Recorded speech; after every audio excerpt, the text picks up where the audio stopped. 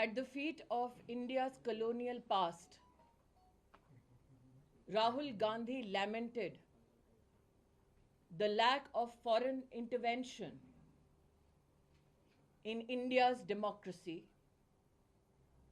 to bring to a halt India's resilient growth story under the leadership of Prime Minister Modi. The lies that became a foundation of his conversation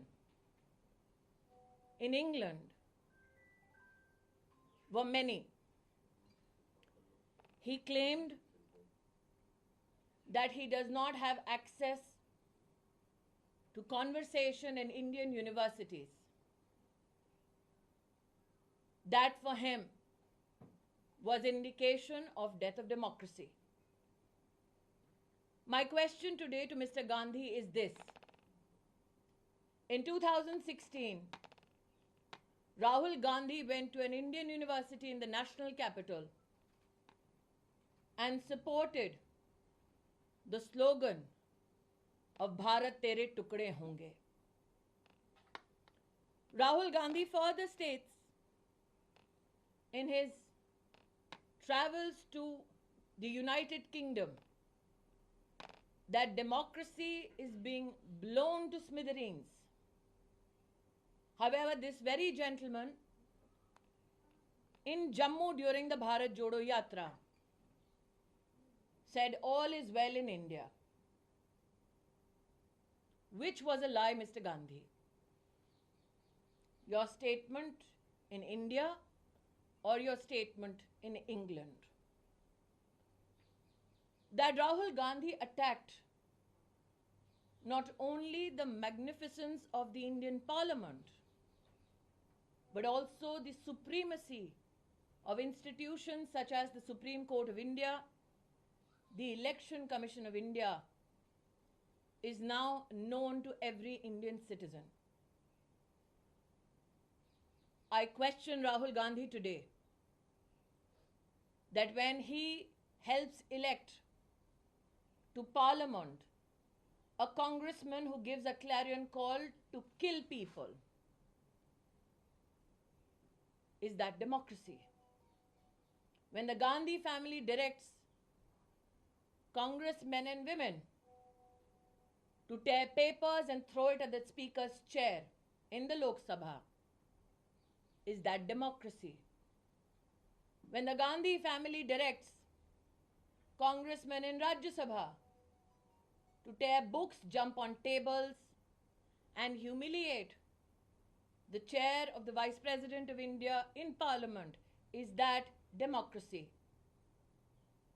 Today, every Indian citizen demands an apology to the Indian Parliament, which is not mere an amalgamation of parliamentarians.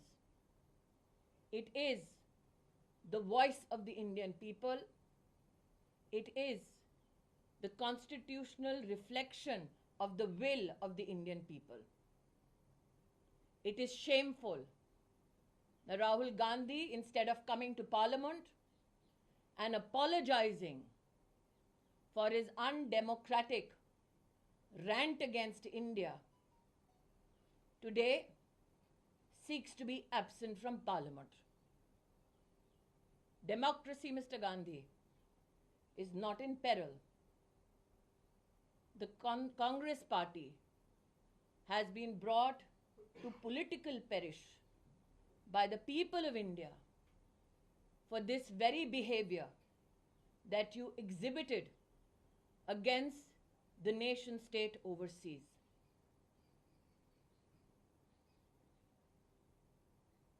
Rahul Gandhi ने एक ऐसे देश में जाकर विदेशी ताकतों का आह्वान किया जिसका इतिहास रहा है भारत को गुलाम बनाने का।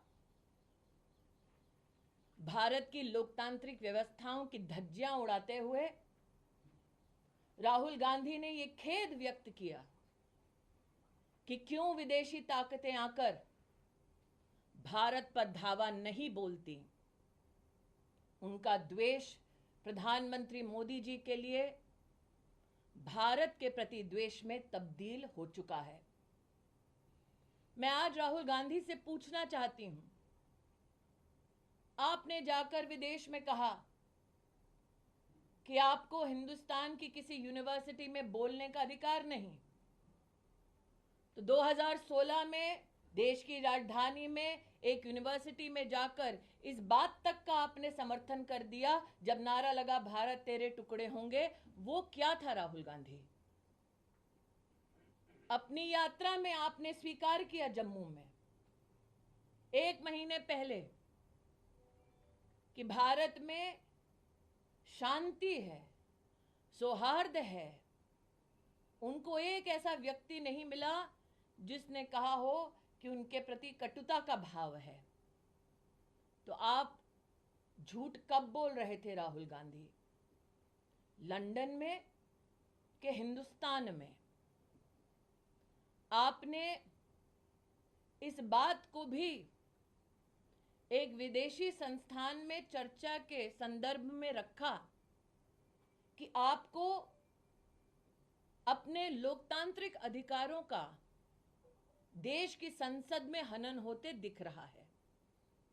मैं आज राहुल गांधी से पूछना चाहती हूं कि गांधी खानदान के आदेश अनुसार जब लोकसभा में कांग्रेस के सदस्य कागज फाड़कर स्पीकर की ओर फेंकते हैं, स्पीकर का अपमान करते हैं, क्या वो ब्रेवरी है या राहुल गांधी की डेमोक्रेसी की परिभाषा?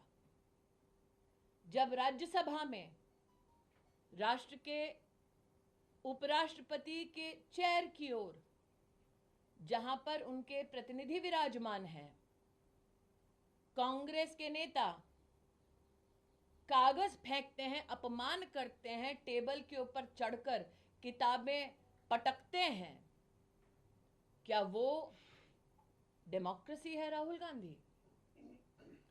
मैं आज भारत के हर नागरिक की ओर से राहुल गांधी से कहना चाहती हूं कि संसद हमारे देश की मात्र सांसदों का जमघट नहीं है। हमारे देश की संवैधानिक परंपरा, राष्ट्र की लोकतांत्रिक ताकत और हर भारतीय का अधिकार क्षेत्र है। राहुल गांधी ने भारतीय के अधिकार क्षेत्र पर विदेशी ताकत धावा बोले, ये आमंत्रण दिया है। राहुल गांधी ने विदेशी ताकत आके भारतीय संसदीय परंपरा को छिन्न भिन्न कर दें, ये आह्वान किया है। राहुल गांधी भूल गए हैं कि संसद पर पताका लहराता है भारत का झंडा, जिसके लिए लाखों ने कुर्बानी दी। राहुल गांधी का संसदीय परंपरा का अपमान करना ऐसे राष्ट्रभक्तों का, उनके बलिदानों का और देश की लोकतांत्रिक व्यवस्था का और देश के हर नागरिक जो वोट करने जाता है उसका अपमान है। राजनीति में हार जीत राजनीतिक परंपराओं का हिस्सा है, लेकिन राष्ट्रनीति ये कहती है कि अपने राजनीतिक लाभ के लिए अपने पैरों तले देश की संसद को अगर रोधने का दुस्साहस करोगे तो देश जवाब मांगेगा, देश की संसद जवाब मांगेगी। आज मैं राहुल गांधी से कहना चाहती हूं, संसद से भागने की बजाय आकर संसद में माफी मांगे, क्योंकि अपमान उन्होंने देश की संसद, देश की संविधान और देश के वोटर का किया है। धन्यवाद।